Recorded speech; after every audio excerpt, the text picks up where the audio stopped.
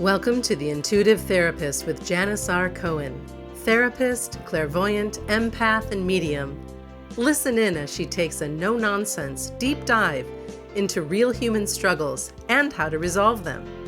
Janis will share channeled information from her spirit guide team, as well as angels and archangels, to help you master your emotional, physical, financial, and spiritual destiny. And now, Janis R. Cohen. Hey y'all, this is Janis Cohen, the Intuitive Therapist, here on the Intuitive Therapist podcast. Happy to be with you for this week to talk about something I think is really cool. It seemed to be the theme of this week for many of my clients, where they felt like they questioned themselves in terms of their ability to trust other people to treat them well. And I'm not surprised it comes up a lot from my clients. And one of the things that I talk to them about is learning how to discern who to share yourself with and who not to. I'm going to talk a little bit about that today. But I heard this quote years ago. Do not cast your pearls before swine. And I had no idea what that meant. But it turned out to be a very poignant quote for me and also for my clients. And so I wanted to elaborate on that today. Do not cast your pearls before swine. And I want to talk to you about how to give your good to people who are worth receiving it.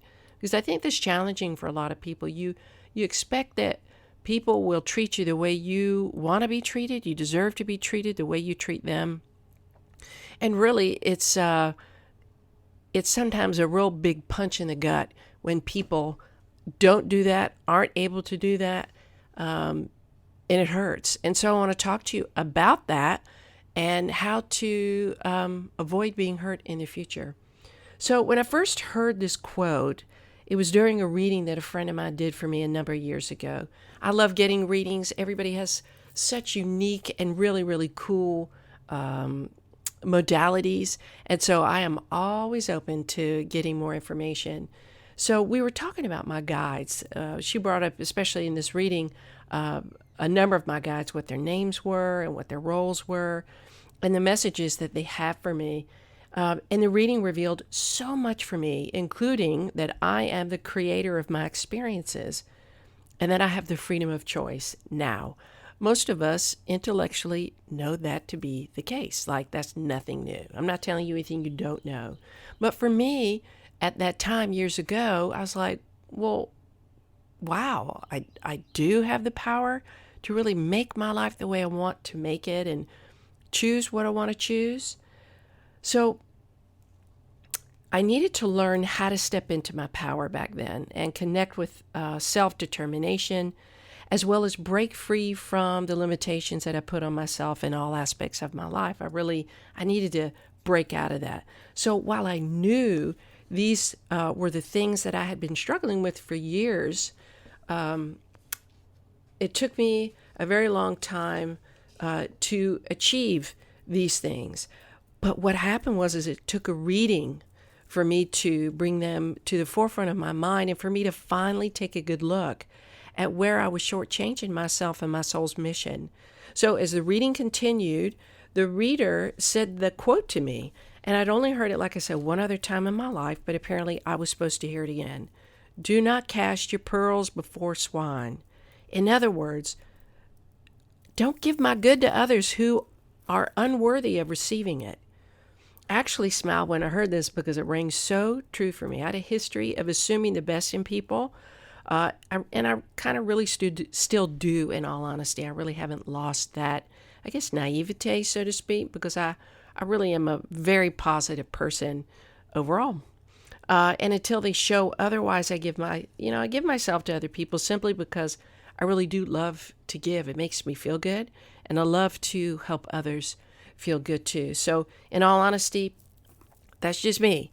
And I've been burned a lot because of that, and also been rewarded very heavily by having amazing people in my life. Amazing people. So the shadow side of that for me is that I've given my goodness and light to people who have not only exploited me for that, but who have also ultimately hurt me in the end. And it has been a very, very hard lesson for me to learn. But if I was going to have a meaningful relationship with anyone, I realized that I had to do several things on my own behalf. First, I needed to value my worth over my need to give myself to the wrong people. Second, I needed to learn how to discern who was inherently worthy of my goodness and light and who wasn't. And third, I needed to guard and protect my goodness and light from those who would attempt to tap into it and siphon it out of me when I was unaware. Those are called psychic attacks, energy vampires. Y'all know the terminology. And I am no exception to being tapped into. So the history of this quote that I talk about, do not cast your pearls before swine, comes from the Bible. Those of you who are connected with the Bible. The root of the quote initially speaks to not offering biblical doctrine to those who are unable to value and appreciate it. So it's like that was the goodness and the sweetness is the word of God. So you or the messages, it's like don't tell somebody who doesn't care, who doesn't want to listen. So for so many of my clients, and having been through, like I said, my own journey of self-awareness, self-acceptance, and self-respect, I found that the sentiment of this quote fits really, really well for most people who come across my path. So how many of you have found that you have given your all in a relationship only to find out later that the person just took everything you gave to them without an equal or greater return? And when I talk about relationships, and I will talk about this in another podcast, the different types of relationship. When I talk to you about getting nothing in return, the bottom line in relationships is we give to give. If you are being manipulative, strategic, and you have high expectations or expectations at all because from the other person that they should do something in return, and a lot of people do. I know I have screwed up and done that. And you're not giving just for the enjoyment of giving, you're going to get disappointed. And I talk about expectations all the time with my clients. It's like, I expected them to be this or do this or to have this. And I'm like, you know what? You set yourself up every time. If you expect certain things from people, and it raises the likelihood that you will get disappointed. And here's why, y'all. When we have expectations of others, we give them the power to influence our happiness. And the way they influence our happiness is through whether they do or don't meet our expectations. So always know if you have expectations, and it doesn't mean you're wrong if you do. I'm just saying if you have them, you are putting your happiness, you're making that vulnerable, whether it's for a moment or for a lifetime of disappointment. So just be mindful of that. But the reality is that when you're in a relationship, you do want return. You do want mutual respect. You do want mutual prioritization. You do want to experience your partner doing things for you that are special and unique and show that they love you, they're aware of you, they know your ins and outs, and that they want to make you feel special. So that in itself is a very healthy expectation because it's all about really giving because you want to give, and that's really how you want to be as a partner. But how many of you have sacrificed your time, your love, your wisdom for somebody who ultimately took advantage of you and minimized your contribution to them and or their situation? Like you're this great person and, they really have flourished around you. I remember I dated this guy. We got along really, really great. Very, very big soul connection. Bonded immediately. And for the first few months, it was fantastic. And then things kind of changed. It's like he pulled back, and of course that's typical male-female dynamics. And that's a whole nother podcast, y'all. I'm not going off on that tangent. But anyway, I realized that he enjoyed my light because I am a very positive, fun person, and I love life, and I love connecting. And he just took. And I finally realized that, and I was like, you know what? They can't do this. I need to have you participate, not just take. So fortunately, I was able to end that relationship. But I'll tell you what, every relationship I learned from. So how many of you have turned the other cheek when you've been in a relationship, romantic or not? Maybe it's friendship, not only to keep the relationship going, but because you don't want it to end, but also because you didn't want to pay attention to the red flags when they presented themselves to you very early on in the relationships. Okay, I'm raising my hand, y'all. You can't see me, but I'm raising my hand. And I guarantee you, if you're driving, if you're flying on the plane, listening to this podcast, if you're walking, you're probably shaking your head because at some point you decided to ignore what you knew. You decided to ignore the red flags. We've all done it. You are not alone. Don't feel like an idiot, because otherwise everybody would be walking around feeling like an idiot. That's just life. That's part of learning. We have to make mistakes. We have to ignore, avoid, pretend, all of that until it gets to a point where it isn't useful for us anymore. So, like I said, we've all done it. And there's some of you out there who are listening today who have a pattern of doing this, ignoring the red flags, because you need to serve yourself in terms of feeling important or significant, or to feel loved. And so you pretend that you feel those things because you are ignoring a red flag. So the payoff for you is that immediate sense of belonging. So until a relationship reaches a point where you're terribly hurt or betrayed, you choose to ignore. Again, you're not the only one. We've all done it. We've all wanted to be in relationship. We've all wanted a person that we were with to be somebody that they weren't, or to be more of somebody than they were. That's just part of dating. That's just part of learning. But I want to ask you a couple other questions. And I want you to think about this. And if you have a pen and a piece of paper, I'd love for you to write these questions down. When I heard these questions, I sat back and I thought, my goodness, wow, what a different way to look at things. And I want to give these questions to you so that you can have a different way of looking at things.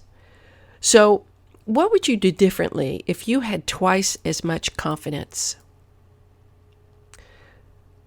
What would it be like doing, being, having, and how would people be responding to you if you had twice the courage?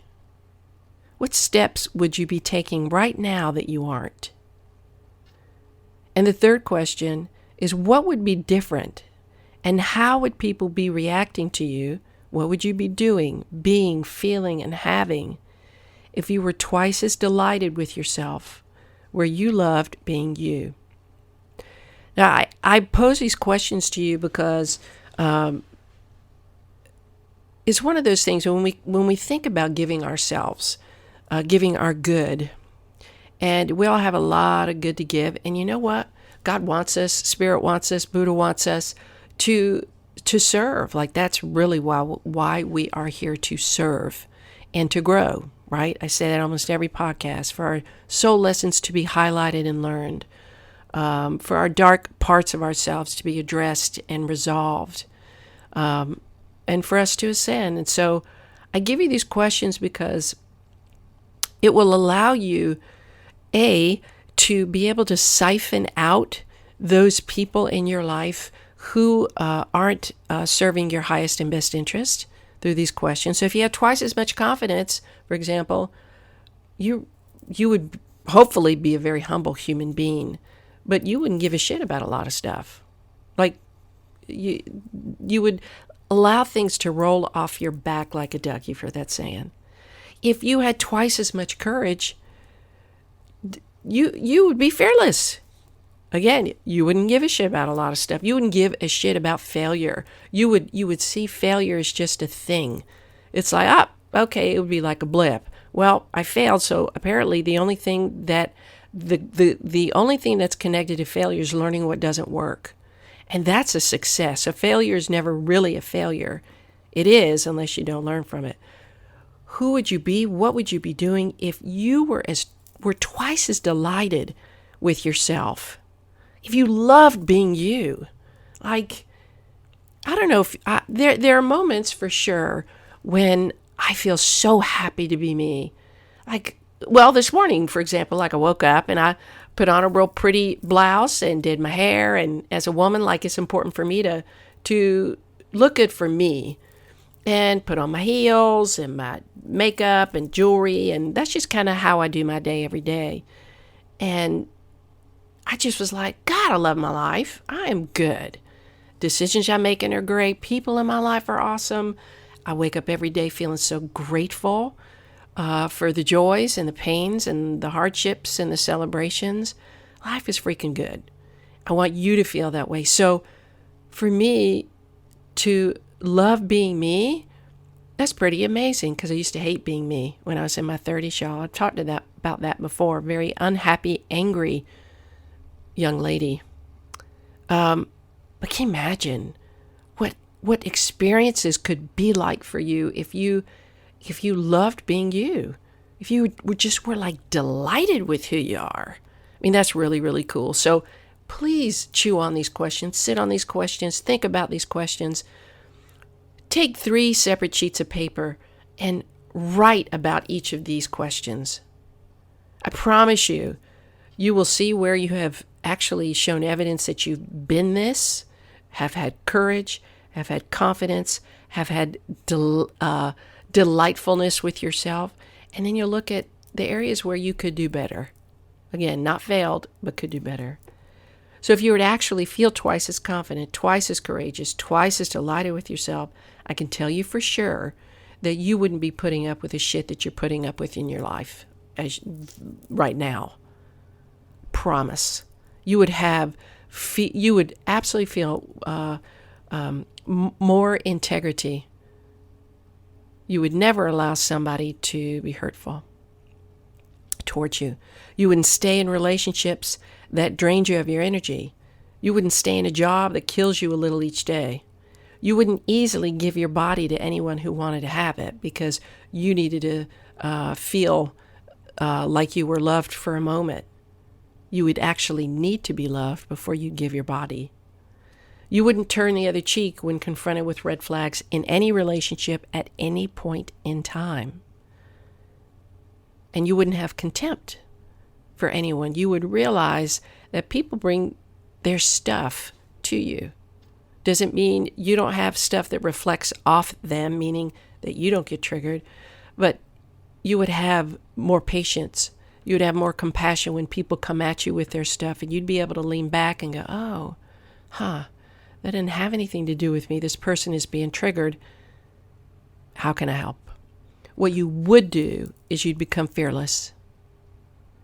You would have the utmost respect for yourself, the utmost confidence and faith in yourself that you're doing what is best for you and for others. You would make choices and decisions that only fed your goals and desires and your truth. You would live that cleanly. You wouldn't give a damn thing away to someone who isn't worthy of pieces of you. So the quote of "don't cast your pearls before swine" is an incredibly important quote for all of us to remember. Each of us needs to be of service to those who need our light. Each of us must realize that our purpose here on this earth is to give our gifts and help raise the consciousness of the world as a whole. And each of us must always reinforce our inherent gift that we are worthy of love, kindness, and compassion, and that we, in our service and being of service, must offer that to others to fulfill our ultimate soul purpose. If you're in a relationship that you know is substandard, but you fear being single again and starting over, don't. You deserve better. I cannot begin to tell you how many times I have ended a relationship. I know this sounds bad. Been in a lot of relationships over the years. Y'all, I'm getting older, so it's been a while. But every single time I've broken off a relationship that didn't serve me, it opened up the pathway, this vortex for amazing shit that happened, whether it was improving my income or new clients or new experiences or the freedom to go out and meet other people, new dates, new different kinds of relationships. So you will If the minute that you drop something that weighs you down, you literally open up a space for something more beautiful to come in. Like I said, if you're in a job that drains you and kills your spirit every day, take a moment to look at what makes your heart sing and find a way to connect with that. And if you're somebody that says, you know what, Janis, I can't afford to lose this job. I can't afford to dream. I can't afford to live my dream because my reality is different. I don't have the luxuries that some people do to create this amazing life. And I'm going to call bullshit on that, y'all. I don't know if y'all ever saw the movie with Will Smith where he played, I'm blanking on the name. He played a man who lost everything, but he was in charge of his son. He had custody of his son. And he knew that he had to make a better life. He was originally selling some X-ray machines, digital, I guess, X-ray machines. Ultimately, here's the deal. He worked his tail off. He knew he had to create better for himself and for his son. And he ended up being one of the wealthiest investors ever. He came from nothing. So when people say, you know what, I can't do this, I don't have the resources. Yes, it may be very difficult to connect with the resources, but you have it inside you to achieve and succeed. So if you have a desire to change your life and to do what you love, you have to understand that risks are inevitable when you make significant life changes. And that people all over the world, every single freaking day, they go back to school, they find the money to do it, they connect with people who can help them achieve their dream, and they are relentless in their pursuit of achieving their dream. And they find the deep-seated reason for their desire to achieve and be more. That is when you connect with the hunger within you to do, be, or have anything, that's when you become relentless. Who you are is incredibly valuable. I just wanted to tell you that. I don't need to tell you that, but I believe that about every single one of you who's listening. But I do need to emphasize that in order to reinforce any belief that we have in ourselves, we have to use our language, our focus, our behavior to reinforce only those beliefs that we know are good for us. So don't give away your goodies to people who only want to take it. Look at your history and see how that is played out in your life. Change the pattern by creating bigger standards for yourself and stick to them. People treat us how we teach them to treat us. Y'all have heard that. I have heard that. Don't ever forget that. If you want to have people in your life who treat you the way you want to be treated, then guess what? You got to be your best friend, your best lover, your most prized possession first for yourself, and then other people will or won't follow suit. Period. You need to be the very thing you seek in others first. Don Miguel Ruiz wrote a book called The Four Agreements. Read it. It's awesome. He's got an amazing amount of wisdom. He also wrote The Fifth Agreement. Y'all can read that too. But there's one agreement that says don't take what others do personally. So your journey on this earth, ironically, isn't about anybody else. It's about you. So everything that you experience, every relationship, every situation, everything has everything to do with you.